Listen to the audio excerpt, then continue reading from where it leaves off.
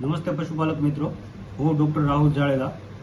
આપ સર્વે પશુપાલકોના પ્રશ્ન હોય છે કે ભાઈ માટી ખસી જાય તો પ્રાથમિક ઉપચાર શું કરી શકાય। હવે માટી ખસી જવી એ મેઇન પ્રોજેસ્ટેરોન અને ઇસ્ટ્રોજન જેવા અંતઃસ્ત્રાવોનું બેલેન્સ વિખાવાના કારણે આ વસ્તુ બનતી હોય છે।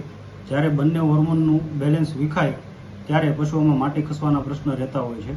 આ ઉપરાંત ઘણીવાર વિયાણ વખતે બચ્ચું ખેંચવું પડે કે વગેરે પ્રશ્નો થતા હોય ત્યારે તે જગ્યાની એટલે કે ગર્ભાશય અને યુટેરસ વગેરેની મસલ્સમાં ટોનિસિટી ઘટી જવાના કારણે પણ આ પ્રશ્ન ઊભો થાય છે। તો આવા પ્રશ્નો ઉપસ્થિત થતી વખતે આપણે પ્રાથમિક ઉપચારમાં શું શું કરી શકીએ?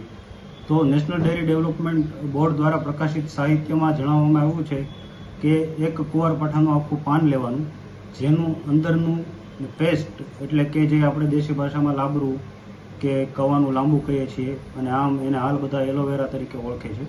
તો એ પેસ્ટ જે છે એમાં ચીકાશ દૂર થાય ત્યાં સુધી તેને પાણીથી ધોવામાં આવે છે।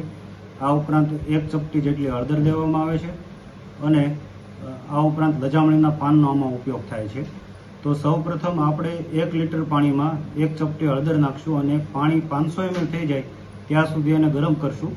ત્યારબાદ એ જે મિશ્રણ ગરમ થયેલું છે તે ઠંડુ થયા પછી માટી ખસી ગયાનો જે ભાગ છે તે ભાગને વ્યવસ્થિત પાણીથી સાફ કરશું અને ત્યારબાદ સૌથી પહેલાં આપણે આ મિશ્રણ છે તેને તેના પર લગાવશું અને એ સમય દરમિયાન લજામણીના જે પાન છે તેની આપણે પેસ્ટ બનાવી નાખશું અને આ જે પેસ્ટ છે એ ઉપરોક્ત મિશ્રણ લગાવ્યા બાદ માટી ખસેલા ભાગ પર લગાવવામાં આવે છે।